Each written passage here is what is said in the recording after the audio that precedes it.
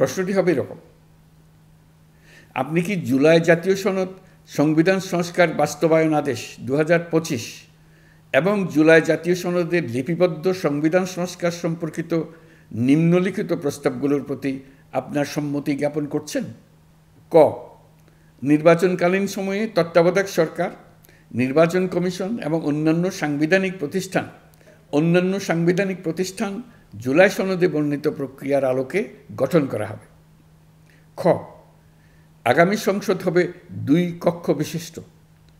জাতীয় সংসদ নির্বাচনে দলগুলোর প্রাপ্ত ভোটের অনুপাতে 100 জন সদস্য বিশিষ্ট একটি উচ্চকক্ষ গঠিত হবে এবং সংবিধান সংশোধন করতে হলে উচ্চকক্ষের সংখ্যাগরিষ্ঠ সদস্যের অনুমোদন দরকার হবে। গ, সংসদে নারীর প্রতিনিধি বৃদ্ধি, বিরোধী দল থেকে ডেপুটি স্পিকার ও সংসদীয় কমিটির সভাপতি নির্বাচন, প্রধানমন্ত্রীর মেয়াদ সীমিতকরণ, রাষ্ট্রপতির ক্ষমতা বৃদ্ধি, মৌলিক অধিকার সম্প্রসারণ, বিচার বিভাগের স্বাধীনতা ও স্থানীয় সরকার সহ বিভিন্ন বিষয়ে যে 30টি প্রস্তাবে জুলাই জাতীয় সনদে রাজনৈতিক দলগুলোর ঐকমত্য হয়েছে, সেগুলো বাস্তবায়নে আগামী নির্বাচনে বিজয়ী দলগুলো বাধ্য থাকবে। ঘ, জুলাই সনদে বর্ণিত অন্যান্য সংস্কার রাজনৈতিক দলগুলোর প্রতিশ্রুতি অনুসারে বাস্তবায়ন করা হবে।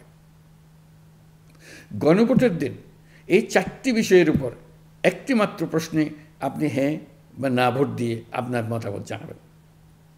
গণভোটের সংখ্যাগরিষ্ঠ ভোট হ্যাঁ সূচক হলে আগামী সংসদ নির্বাচনে নির্বাচিত প্রতিনিধি নিয়ে একটি সংবিধান সংস্কার পরিষদ গঠিত হবে।